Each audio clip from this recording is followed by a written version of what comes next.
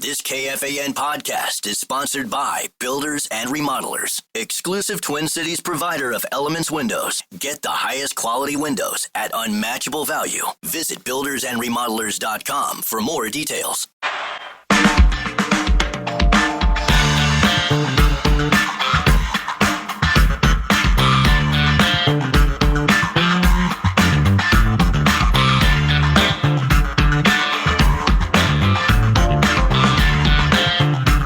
Definitely a gallows humor start to the program today at just past 3 o'clock when I was exhorting the Twins manager, Rocco Baldelli, to try to follow up his getting tossed from the game yesterday with ejections again tonight and tomorrow, thinking that in doing so, at least he could make a fairly forgettable season for a number of reasons.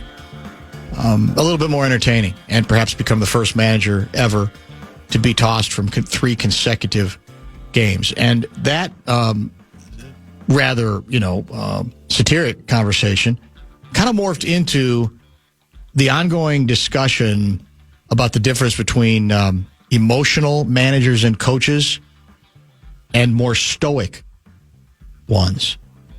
And we were quickly reminded by texters that 2 of the more successful managers and coaches in the history of Minnesota professional sports are Bud Grant and Tom Kelly. And neither one of them is exactly known for his irascibility. I think that's a word. And that's undeniable. Now, that doesn't, again, mean that an emotional manager cannot be successful, because there have been some very good managers, including Earl Weaver, among others, who was extremely emotional. Now, you could say, well, it was easy for him to be emotional because he had incredibly abundant talent. And that's certainly part of the story. But on the larger question, what we want to believe, what fans want to believe, and what media want to believe is that an animated coach or manager can inspire his team. He's got my back. He's on my side. He's fighting for me. Or in some cases, can change inertia within a game, or maybe even during a losing streak. And we look back and go, you know when it all switched? It's when the manager lost his mind. Got in the umpires' faces, and from that point forward, the team went on a 9-game winning streak or whatever. And as I've said many times when these topics have come up, I'm not here to say that there cannot be any connection from time to time, especially over a long season. But we tend to remember the times where then the team takes off, and we forget the times where the team continues to play very, very poorly. So I do think, depending on the situation, the team condition, maybe even the team's mental makeup, that there are times where I do believe it's possible that a rant with an umpire, a rant in the clubhouse, a rant in the locker room might get the players' attention in a way that it can be helpful. So I'm not here to say you got to be stoic. And again, realistically, you could say more than the emotional side of it, what the best managers and coaches do is they just push the right buttons in terms of strategic decisions. And that has a better chance of righting the ship, of turning a team around. I think the quote, in fact, I was talking about Grimm, Mike Grimm, who's not a huge Rocco guy. And he had a quote, I think he said it was a Kelly quote. I don't remember this quote, but I'll take him at his word, that basically you got a 162-game baseball season. And for probably 120 of those games, anybody could manage the team. Sure. But then there's 40 games a year where Kelly concluded moves you make, decisions you make, who you put in, who you put out, bullpen, whatever the case may be, might well have an impact in terms of winning and losing that particular game. He might be right on the percentages. I don't know. But I think it's a variation of the old Louis quote where he would say a coach of his would come in and say, so-and-so is a pain in the ass, man. He's driving me nuts over and over. There's always something bothering him. I'm not doing this, and I'm not giving him the opportunity there. And Louis told us what he tended to say is, look, talented players are challenges. We got 80% of that locker room, a chimp could coach. What I need from you, this is why I pay you money. Yep. You're dealing with the 20% where there's challenges involved. So it's the same, I guess it's the same kind of thing. And that percentage might be right. Maybe it's 40 games. Because you could say so many games where the die is cast almost no matter what you do that it's really not going to matter what decisions you make. But I guess this is a long-winded way of my saying, I'm not in the group that says your manager has to be cool, calm, and collected all the time. I think, again, they're better off being true to themselves. And if they are cool, calm, and collected, then take that approach. And frankly, there are times where that approach might well be the best message you can convey to your team anyway. And I know there are volatile coaches and managers that I've dealt with who, in a given situation, have had a greater impact on their team when they do step out of character and they stay calm. The assumption is they're going to come in after a 5-game losing streak and lose their minds. Right. And what some of the best coaches who, even if they are more often emotional than a Tom Kelly, what do? They go, I'm going to send the exact opposite message. They expect me to pound them today. I'm going to tell them to take a deep breath.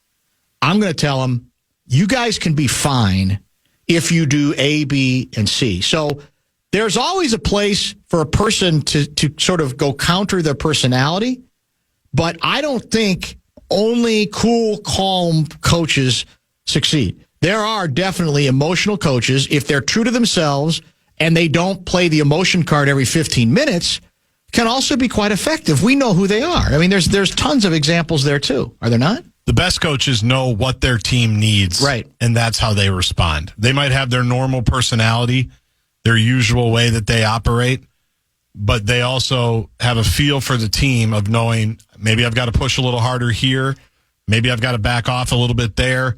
That's what the best coaches Among know. The Lynx, Wild, Wolves, and Vikings, and I guess Twins. Name me the single most chill coach from that group.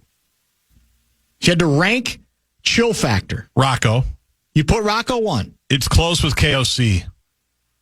But KOC has some sneaky emotion, I think. Sneaky snark? We saw that in, I think, wide receiver, not quarterback, wide receiver. Yeah, right. When he was mad after the Eagles game. We saw that one. So I would think Rocco's probably chiller than KOC, but it's close. Hines, I don't know well enough. Yeah, it's too early I to guess tell, I don't know. Yeah. Although he's been around long enough. Yeah, I probably should know. He might be right there. If it was Evison, I'd know he's right. Evison's right up there with Reeve. Well, here's the thing about Reeve. Because that's her reputation, and when she goes off, she goes off. But I have noticed on the sideline this year, I think generally she has been seated more than I remember, and she's been a little more chill. Now, I don't know what she's saying to the bench. She might be losing her mind. Now, again, you say, well, you look at their record. What do you have to complain about? I mean, they lost 5 games the whole season. But in any case, I don't think you could say really any of them are out of control emotionally, right? No. I mean, Reeve can probably come the closest to that, but you accept it with her because she's been so successful, right? You can't really argue with the success.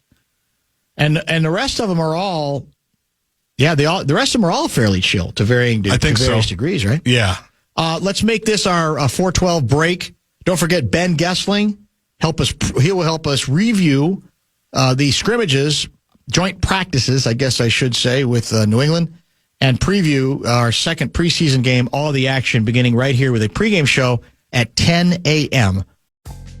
Life moves fast. A new home, a new baby, a new chapter. But without an estate plan, your future's still vulnerable. With Trust and Will, you can name guardians, start a trust, create healthcare directives, and more. all online in about an hour. It's attorney-designed, state-specific, and built to protect what you love. Plans start at just $199, and every plan is safe, secure, and kept completely private. From families with young kids to adults caring for aging parents, Trust and Will makes it simple to take control, without a law office, paperwork stress, or court delays. Go to trustandwill.com and use code RADIO to save 20%. Start your plan today. Don't wait for life to force your hand. Estate planning is one of the smartest, most loving things you can do. Trust and Will is an online estate planning service. See website for details. Trust and Will. On the Fan. Wow. Fantasy football training camp is back at Treasure Island Resort and Casino. You can join Charch and the Fantasy Football Weekly crew tonight in the full deck ballroom from 6 to 9 p.m. Looks like it's going to rain pretty much everywhere. So go inside. Go hang with them. Enjoy elite fantasy football knowledge and your shot at a $1,000 grand prize. It is free, 18-plus event. Get the full details, KFAN.com, keyword calendar. It's raining here right now, in fact. It felt like a clipper just came through. I don't know if it's the first of many, because the CSI numbers, I'm told... Well, I've heard several, actually, including Keith Marler from our station, Fox 9. What's the next term in the progression if it's even muggier than tropical? Is there another name for it? He's claiming that by the end of this stretch, and I don't know if it's the end of the weekend or the end of today or tomorrow, that eventually the CSI and the dew points are going to be higher than tropical. So I don't know if there's a term that expresses that, but he said that's what's coming our way. So here's the moral of the story. Stay sky aware. Always. Because when you have that kind of humidity, there always seems to be the possibility of something dire taking place, correct? Some activity. Yeah. Very, very true, Davey. Dan, most chill coach, it's not even close, it's KOC. Well, I don't think it's that much of a blowout. And KOC might have some sneaky snark to him a little bit. You don't see it a lot of the time. Goessling and I will talk Vikings in about 10 minutes. Lavelle and I will talk about who knows what, a little of everything. He is scheduled for 5:30 tonight. Oppressive? No, that's not. There's a more technical term than oppressive. And we just simplify oppressive to Tibbs weather. Yeah, we pretty just say much. it's Tibbs weather. It could be. Yeah, very, very true. I was talking about almost getting in a car wreck on the way here, in part because I had to go surface roads, as we say in the business, with two main exits in a row. Two in a row, right next to each other. Both shut down right now on 394 heading eastbound for no apparent reason, at least not right now. There's not any work being done there. That used to be, remember, one of my theories years ago was that there's folks at MnDOT that have kind of a sick sense of humor. Dark. And so they just sort of unilaterally or just for the hell of it, hey, let's do this. Let's shut down consecutive major exits, and then watch it on the screens. Like it's the Truman Show? Exactly. Have people lose their minds over it. Just noticing how people are shaking their fist and they're frustrated. And if you got a perverse sense of humor, maybe that's what you do. I don't know. But let me try another theory on you that's going to be viewed, I think, as recency bias, but it has nothing to do with what happened today.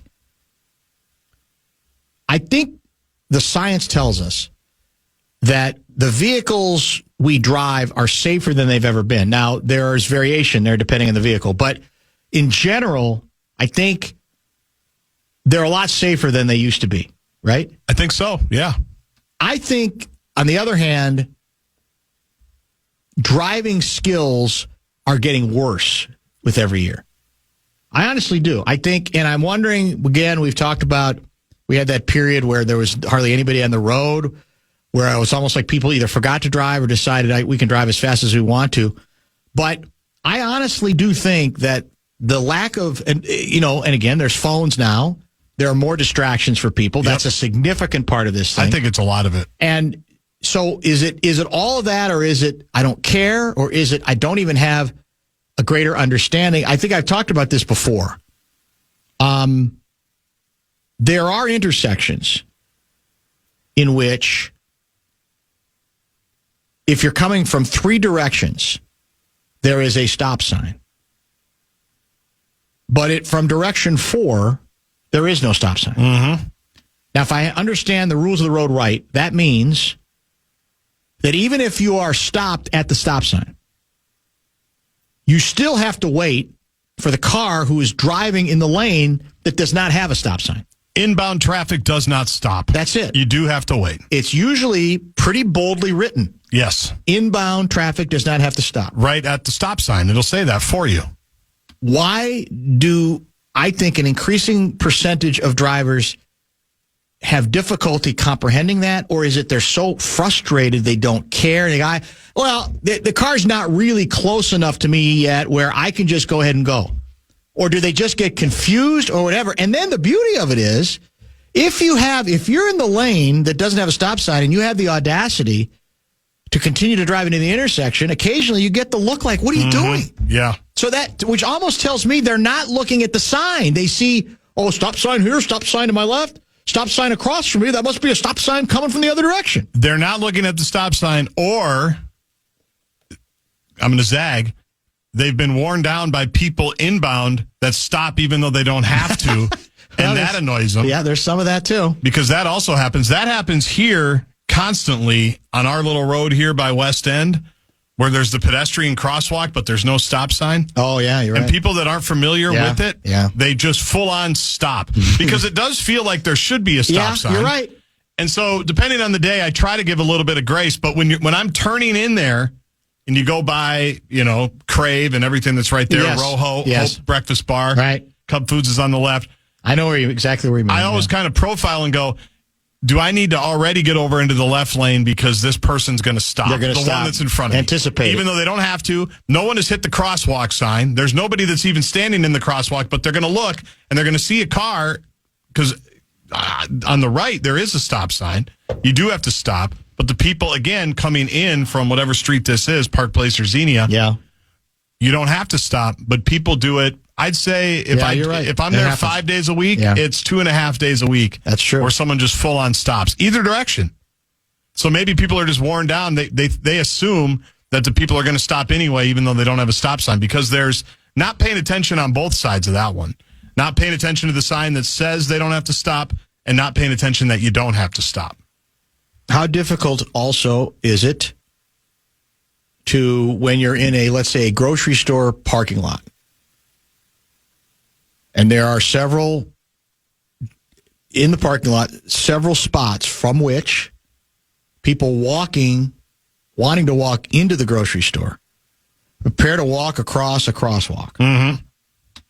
And there is, I think, an increasing percentage of people driving who don't care.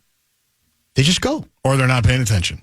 Or they're not paying attention. I think it's a little bit, sadly, not... It falls for me under the category often of the same mentality on an airplane. Acting as if you're the only one on the plane. Acting as if this is your private jet. Acting as if this is your private road. No, it's a public road. There are a number of people who have access to it and want to use it. And if you sort of have the attitude of, well, I don't care about them, I just care about me because I got to get from point A to point B, it's not going to matter. So maybe it's just all building today, because I had the near wreck, and then I was attempting to go into a grocery store, walking along through a crosswalk. Guy decides he's just going to plow through. I let him go because I'm not going to win. No, you need to probably stop. I then made the mistake, I'm not proud of it, of then checking to see if he was ever going to park. And as it turns out, not only was he going to park, he was going to park on the road by a mailbox because he wanted to put something in the mailbox. Mm-hmm. At which point, then, I can catch up with him. And again, an older gentleman.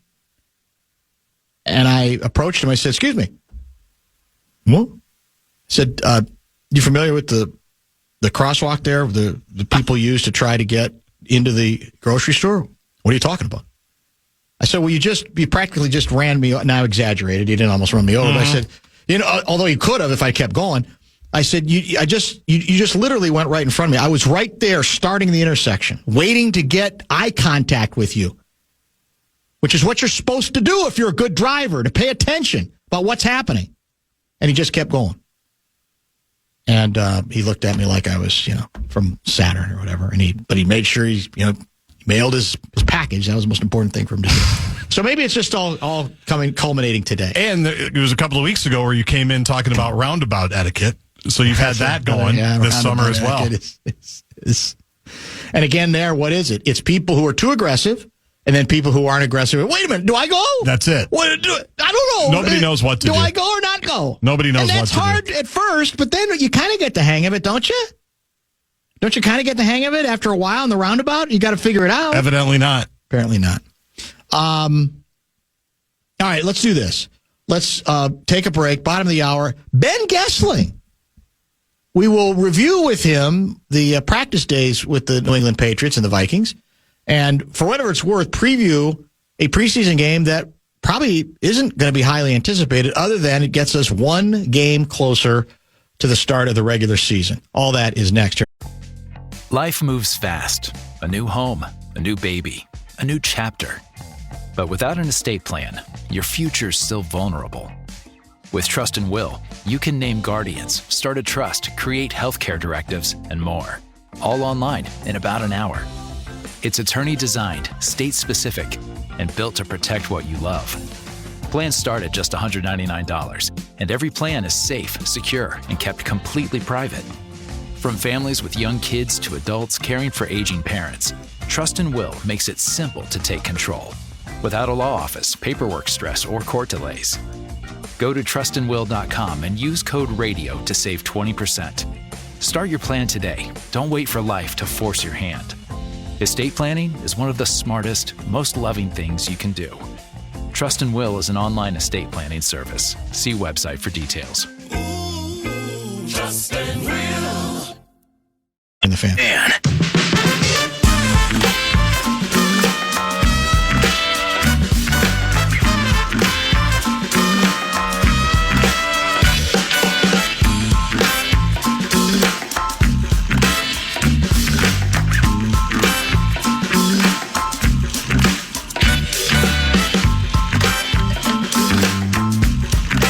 Questions for Ben Goessling, hit the Bradshaw and Brian KFAN text line 64686. I guess you could hit the talkback line too, technically, right?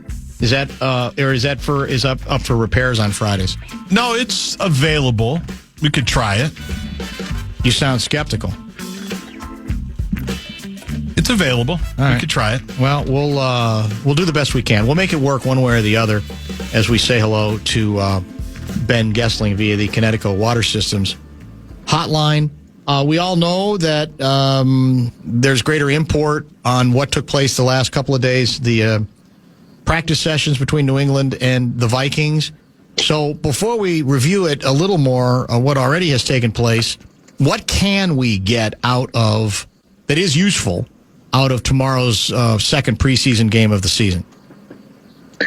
Well, I think there is going to be a fair amount of opportunity to look at some of the depth on the roster. And, that's probably not the most exciting thing in the world, but there are a number of spots that I think are worth watching, particularly receiver, because, they are getting to a point now where whether Rondale Moore's injury, Jordan Addison's coming suspension, or just I think lack of depth in general. Jalen Naylor is a little bit banged up with a hand injury right now, but they need receiver depth pretty badly right now. So I think taking a look at who stands out, whether it's Lucky Jackson, whether it's Miles Price, if Ty Felton is able to do a little bit more in this game, some of those types of players that are probably going to get a fair amount of run tomorrow, I think is worth watching, because I think that could inform what their depth chart looks like. And then, of course, the quarterbacks, Sam Howell will start tomorrow. No J.J. McCarthy. But the battle behind him, Max Brosmer, it sounds like it's going to get more time. Kevin O'Connell said he's earned that. And then Brett Rippon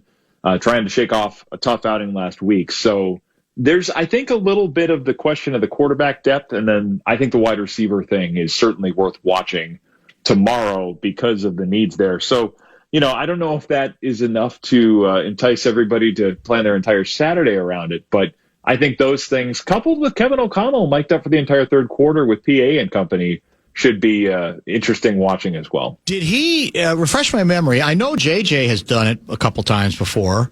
Is this the first time KOC has done it? No, Garzy's saying it isn't. That's what I thought. He did it last year, too. He did it last year, too. Right. He did it in Philadelphia in the preseason finale last year, and there were a couple of good moments in there where he kind of said, okay, this is what we're calling on this play. We're trying to attack this guy and play action. Or I think there was one he was going to go argue with a ref and said, if I wasn't mic'd up, the reaction to that probably would have been a little different, maybe a little more vulgar, something like that. So there are usually some interesting moments, and just kind of hearing a coach react in real time to here's why I'm calling this, or, kind of watching things play out as he's doing it on the sideline. I think it'll be interesting I'll probably have to go back and watch it later, but he did it, in that game last year, and then we'll obviously do it tomorrow. So there's usually a few nuggets that make it worth checking that out, whether live or on replay later. So we're not going to see any more of the first-team defense than we are first-team offense. And in fact, I don't remember seeing that much of the first-team defense at all in the first preseason game. Am I making that up, or what do you remember? No, we didn't see a lot of it, and I wouldn't expect we'll see a lot of it tomorrow either. It is an older group. I mean, that side of the ball is one of the older units probably in the NFL, in part because it's been a lot of veteran players that have come in as free agents and have made their marks here after doing it in a rookie contract somewhere else. But I would not expect to see, certainly not Harrison Smith, who's been sick this week. I wouldn't expect to see Josh Metellus after the shoulder yesterday. I don't think Andrew Van Ginkel will play, Jonathan Grenard. Most of the starters, Jonathan Allen, Javon Hargrave, I don't think we will see tomorrow or probably at all in the preseason, because they need to keep that group healthy, and I think they're trying to just keep snaps off of those players as best they can heading into the regular season. So probably won't see those guys tomorrow. I will probably see more of Gabe Murphy, who had the big day on defense last week. You'll get some of those younger corners. I would think tomorrow Mekhi Blackman probably gets a fair amount of run tomorrow. We'll see if we see guys like Jeff Okudah, who is technically on second team, but has played a fair amount. So I would think it'll be guys more in that class tomorrow than many of the starters. The headline for you out of the 2 days of joint practice with the New England Patriots would be what?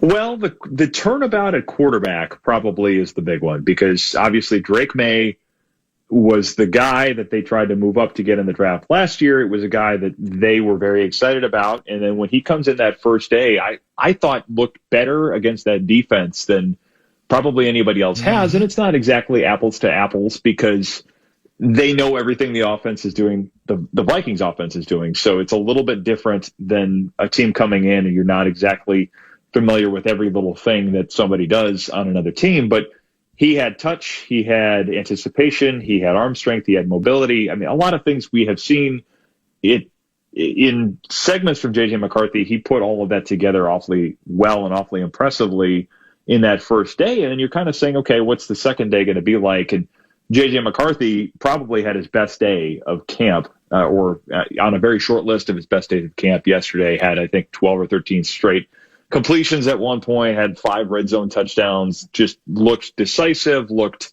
confident. Kevin O'Connell, talking about it yesterday, said a lot of what he wanted to see him do was just show the confidence that they saw from him yesterday. He is a little bit of a perfectionist, a little bit of a guy that if 99% of it is good, he's dwelling probably maybe more than he should on the 1%. So there was, I think, a fair amount of discussion between the player and the coaches after that first day of how do we go about this and kind of have a big day to do a little more game planning, do a little more prep, and treat it a little bit more like what you might see in a regular season game. And I think what he did yesterday was an impressive answer. Maybe the last we really see him in a meaningful setting before September 8th. But I think one of those things that should give him some confidence and probably give teammates some confidence seeing him do what he did as well.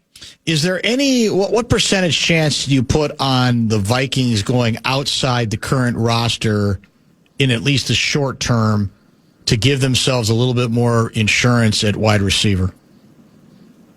Well, I think they're going to be on the lookout for that. I certainly think there will be, when you're scouring through roster cuts and players you might want to bring in, I think they'll certainly look at options there. I mean, Adam Thielen's name keeps coming up. I mean, I've had that rumor or that question from fans here too. Put in my mentions quite a bit. Now, I don't know that makes a ton of sense financially, because I think Thielen's making something like $6 million for the Panthers this year, and he's one of their more important weapons on offense because they need Bryce Young to kind of develop a rhythm and be a little more confident. I think he is kind of a safety blanket for Bryce Young. So I'm not sure that the Panthers would be particularly interested in doing it. And a receiver at that amount of money, I mean, they need depth, they need help there, but are you going to pay that much for a guy that probably is starting for 3 weeks and then is probably wide receiver 3 the rest of the way? I'm not sure. I mean, I think that one is, it makes sense from fans. He's thrown with McCarthy. He knows the offense. Maybe that's something if the Panthers are out of it in November or end of October, and he says, you know what, I want to go finish it out somewhere where I have a chance to win. I want to go back home. Maybe something like that happens. I would have a hard time seeing that particular scenario coming together this early, but I do think they'll continue to look. I think that's going to be something they have to keep an eye out for, because the depth right now is not in a situation where I think they feel great about where they're at if they just go into the season with the players that are currently on the roster. It's been a little exasperating here because the last several times I've brought up the whole wide receiver situation, what people have said to me is what you're forgetting is that JJ is coming back and that in effect he will then sort of solve all of our problems. And I'm thinking, well, obviously, he'll help a lot. He's probably the best receiver in football. Yeah. But to think that defenses now are shifting their defenses to guard the current receivers, including the current best receiver, the way they do when Jefferson is in the game, I just don't think there's any reason to believe that. Yeah, I think that's right. And we've seen so much of the scenario where teams change what they do because Justin Jefferson's on the field. I mean, Kevin O'Connell a couple of years ago, I remember talking with him about this. He called it the JJ effect, and we may need to change the name of that now. But essentially, it was they go into games where you're playing somebody where your scouting reports say, okay, they're like a 65% man coverage team. They're playing a lot of single coverage. And then you come into the game and everything is too high safety. Everything is let's not let anything over the top because Justin Jefferson's on the field. So it shifts everything about the way teams approach the Vikings, and then it shifts what the Vikings have to do in response to that. And I think you need receivers who can take advantage of that and make defenses pay for putting so much attention on Justin Jefferson. I can remember the game in Chicago last year was one of the examples where the Bears were doing it, I think, as aggressively as just about anybody. And I remember Justin Jefferson he had a couple of pass interference penalties that I think he drew big plays off of those things. But I remember him kind of getting to the point where he was awfully frustrated with the attention being sent his way and then just the effect that it has. So you need ways to make people pay for that. And when Jordan Addison's not out there those first 3 weeks, especially against the Bears, I think it matters. Yeah, 100% true. And I think, Addison has been extraordinarily good. I think you'll agree. I just don't think there's much sign that they're focusing, that defenses have been focusing their coverages on him, even if he's technically playing the same position in this offense that Jefferson does with Jefferson out. That just doesn't quite add up to me. How much do we know what the quarterback breakdown is going to be? You mentioned Howell is going to start. Does Guardsy's guy get half the game? Does Howell get the first half of the game? Do we know the rest of the quarterback pecking order for tomorrow's game? Well, O'Connell said that he wants to set it up where all three of them get a fair amount of run. And I think he brought up his own experience in this role where you're the third quarterback and you expect to get a lot of time. And he described himself as being a victim of the clock back in his day. So I think he wants to make sure that it doesn't turn into something where the first guy, or the third guy, I should say, is just getting into the fourth quarter, and it's, well, we'll get you a couple of series, and then a team goes on a 9-minute drive or something, and you don't get as much time as you were originally planning to get. So I would imagine that Howell gets a good chunk of the first half, but if they feel good about what they've seen, I wouldn't be surprised if they make the switch sometime before halftime just to ensure that both Brett Rippon and Max Brosmer get a fair amount of time tomorrow. So he did say that Max Brosmer has earned more time, and it will be interesting to see if that pecking order changes. If he goes in before Brett Rippon, I'm not sure that he will, but I do think they want to see what he can do. I think he's impressed in camp, and I think the preseason game last week, you saw a lot of the things that they've liked about him in the way that he played in that game. So I do think he's going to get a fair amount of run, and then you just kind of have to figure out how to parse the reps. But that may mean if Sam Howell goes early and you feel good about, a quarter and a half, say, of work, then maybe that's enough, and you make the switch at that point just to ensure that everybody else gets some time. Standard Heating and Air Conditioning brings us Ben Goessling to you each and every week, and we'll do so again for the upcoming 2025 season. If you had to predict today, do you think Rippon's the odd quarterback out? Brosmer ends up being number 3?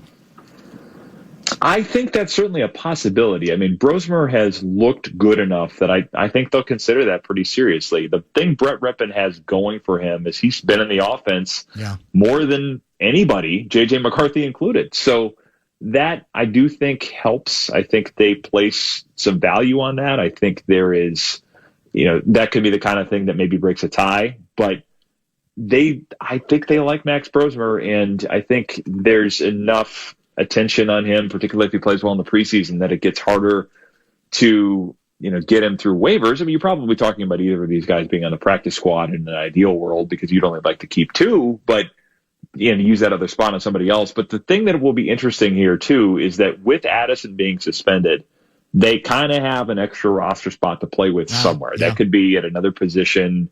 Maybe that's another receiver. We'll see how they use that spot. But if they felt like, hey, we've got to get somebody through to the roster and not have to worry about him being exposed to waivers, maybe they use it that way. But I think Brosmer, the way he's looked, it's going to be interesting to watch these next couple of games, because I do think he's put that spot in contention.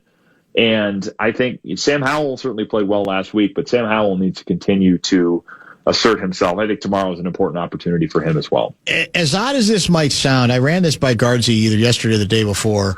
Could you make the football argument that Addison actually should be playing sparingly right now so that the Vikings give other receivers the best chance to show whether they have enough to at least be a little bit of a bridge when he's out the first 3 weeks? In terms of not playing him as much as you otherwise would? Exactly. And so then giving other receivers a chance, whether they're ready for it or not, to say, we're going to put your ass out there, because we got to find out if we've got something that, at least for that month or 3 week stretch, we can count on to help us out on the other side of the field. Yeah, I am curious to see if that happens tomorrow, because I know they have the 2 games left before the suspension starts, and they can use it to get him some work. But he got a lot of work this week. In fact, he was one of their, probably their best receiver. Yeah. And he's had a great camp, great connection with McCarthy. So they may say, you know what, we've gotten you enough work for this week. We're just going to sit you out of it completely. I would not be surprised if that happens, or if he plays, that it's not very much, because he's gotten the same amount of work as the rest of the starters did this week and used it very well. So, yes, I think there is an argument to be made for, let's take a longer look at the guys further down the depth chart, see if anybody flashes, see if there's reason to be confident about some of these people coming in and having to play a bigger role this first 3 weeks of the season. You won't see much of Jalen Naylor, if at all, tomorrow because of that hand injury, I would expect. So maybe that takes care of it and creates enough opportunities for people. But yes, the Addison thing, I could see them saying, we're not going to do it, or we're not going to do it very much, because he got enough work this week, and because they probably need the opportunities to take extended looks at other people. Let's talk about a story that has, I think, significant league-wide implications and is linked directly to this franchise as well. The appellate court ruling that came down, I think, yesterday, indicating that Brian Flores should have every opportunity to pursue his allegations against, I think it's 3 different franchises involving what he believes is racial discrimination in open court, as opposed to arbitration, where, of course, their king commissioner is the ultimate arbiter about, okay, well, here's what I see. Now, I don't know if this is another case that can be appealed, even though this went to an appellate court. If it can, the NFL, I know, is going to appeal the Gruden case to the Supreme Court. I think it doesn't mean it's going to be heard, but this is pretty significant, right? It doesn't probably affect the Vikings right now or affect Flores right now in terms of he's still got the same job. But if this goes through, this is obviously potentially the NFL's worst nightmare. Yes, it is. And I think it's going to be very interesting to watch. My understanding is the first play for the NFL will be to ask for a rehearing, probably at the appellate level. I think you could come back and say, hey, we want the same case heard again. And I didn't go to law school, so I'm not enough of a legal mind. Maybe somebody can chime in and tell me if that's a different judge or exactly how that works, or if the same case is put in front of the same judges. I'm not entirely sure, but I think a rehearing is the first thing the NFL is planning. And I do think the Supreme Court is in the plans. I think they could go to that level from what I understand. I think they have considered some of those options. So yes, this could get very, very interesting for the NFL, because they obviously don't want to end up in a situation where they're legally liable for a set of circumstances that keep black coaches from getting jobs or getting advanced in the coaching profession. I think the reason they're continuing to fight to bring this to arbitration is they don't want this to go to discovery, to open court. That will lead to a lot of attention on a lot of these things that they'd rather not be disclosing publicly. So yes, this is going to be very, very interesting to watch. And the other thing to think about here, Brian Flores, I believe, is going to be a free agent after this year. His contract is expiring after this year.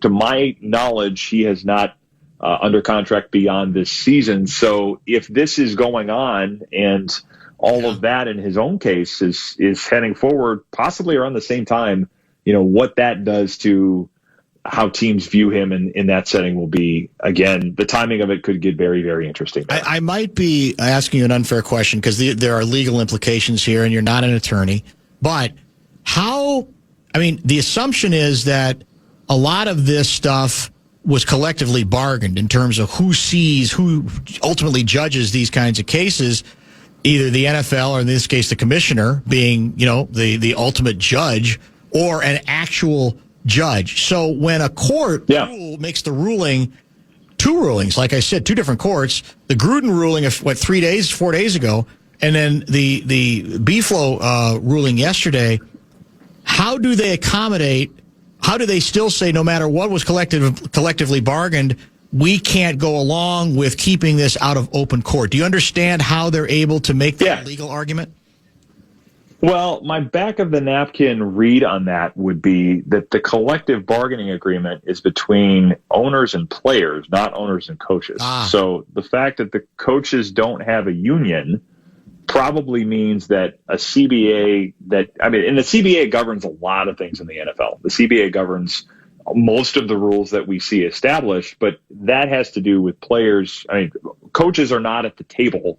There's not a unionized representation for coaches when they're doing those things, and there's not a CBA between teams and coaches the same way that there is in players. So I would imagine, and again, if somebody's listening that has a better legal read on this than I do, that would be probably the way to go. But that'd be my sense of it, is that because it's not a union, the CBA that's done with players is probably not applicable to coaches the same way. In both cases, we're talking about coaches. 100%. That makes that's absolutely a fair point, and probably answers that question very succinctly, even though you don't, at least yet, have a law degree. So tomorrow, no. Do you kick your feet up tomorrow, or you still have to go, right? And you still have to cover it, and you still have to find some angle to blow out of proportion, correct?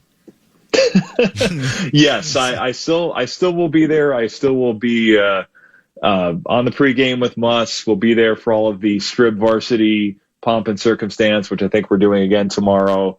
And yes, I will find plenty of things to hyperbolize and accentuate beyond the reasonable threshold of the second preseason game. That is a service I provide. So yes, I will be there from bell to bell tomorrow. And if nothing else, perhaps after the game you get team and or coach reaction to the Trump-Putin summit, which is underway in Alaska. Yeah, very possibly. Yeah, it's all connected at this point, correct? Yeah. I mean, at this point, we've gotten to the Supreme Court. We've gotten to all sorts of tentacles of the NFL and the geopolitical scene. So yeah, I think anything's fair game. I mean, KOC is the son of an FBI official, so about that. Yeah, he's probably he's a great government mind. So yeah, maybe I'll throw that in the post game. Hey, what do you think of Sam Howell, and what do you think about the Alaska Just Summit? throw it in, and just see how it goes. Yeah, great stuff as always, my friend. We will chat next week. Thank you. All right, sounds good. Thanks, Dan. Ben Goessling helping us out via the Connecticut Water Systems hotline, brought to you by Standard Heating and Air Conditioning. Lavelle is scheduled to join us at 5:30. In all seriousness, we are keeping an eye on the summit because I think there's a presser coming up soon. Now, the development yesterday was what? The president saying, well, this is just the pre-meeting. This is the meeting to set up the meeting in which he's hoping some sort of significant breakthrough could take place. So that may take some of the drama out of today and the joint presser today. On the other hand, who knows? Maybe it all went so badly that it could be sticks and gloves all over the ice. We'll keep an eye on that. We'll monitor that. We'll talk to Lavelle at 5:30, and we'll have Top 5 at 5 next, correct? A Vikings nugget, some Twins talk, a Michigan cheating update, and a possible done-as with Little League World Series and gambling. Ooh.